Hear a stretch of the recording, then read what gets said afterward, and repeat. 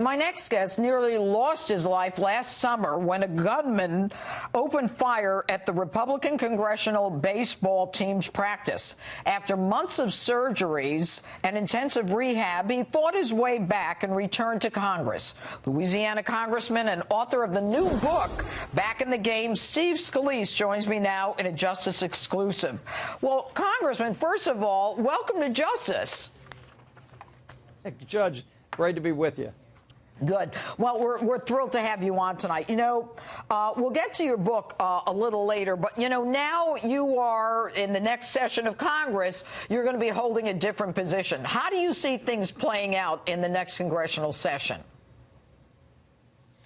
Well, you know, we still are going to fight for the things that we believe are going to get this country back on track. We're already seeing such a great economy because we worked with President Trump to cut taxes for every single American. And if you're a hardworking family out there seeing more money in your paycheck, you sure don't want to see Nancy Pelosi take that away. So, you know, I want to see us make sure that we fight to protect the gains that we've made, keep this economy growing, and I keep fighting for the hardworking people who elected us. All right. And, you know, when the Democrats were the minority, Congressman, I mean, their whole idea was obstruct, resist, don't do anything. Even when it came to things like tax reform, tax cuts for the American people, they obstructed and resisted. I mean, what makes you think that you should go back and work with them, given what they accomplished or did to you when you were the whip? Well, you know, you've seen a lot of what Nancy Pelosi's been talking about, and a lot of her liberal lieutenants, they're talking about exactly that right now, about more obstruction, about trying to just harass and subpoena and maybe even impeach the president.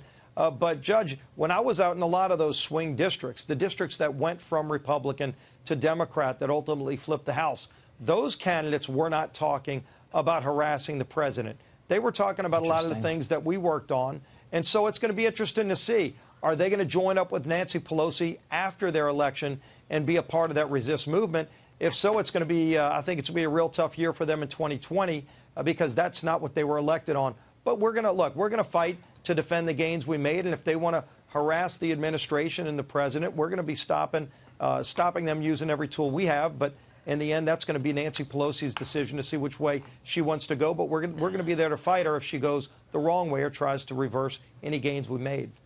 Congressman, and what do you think about the Florida recount and all the hoopla down there in Broward and Palm Beach counties? I mean, finding all of these ballots after, after 30 minutes after the election and trying to change the reality of those declared the winners. Of course, now Florida-elect Governor Ron DeSantis is going to join us in a few minutes. But, you know, the way they play seems to be rather different from the way you guys play.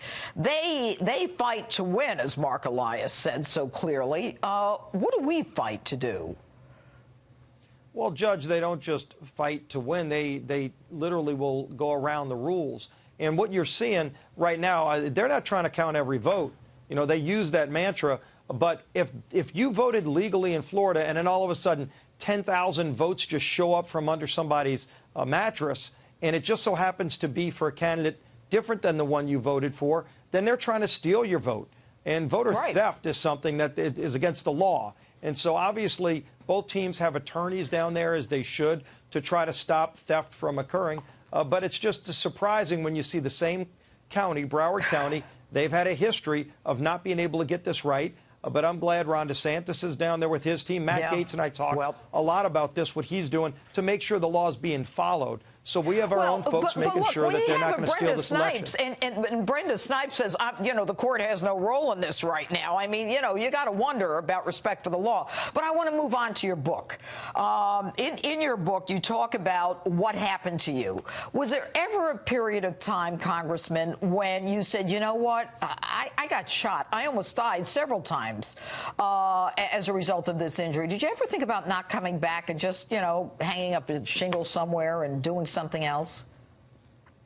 Well, I mean, Judge, you know, clearly the opportunities would have been there, but I love this country. I love the job that I have, the ability to have to work with this president to get this country back on track.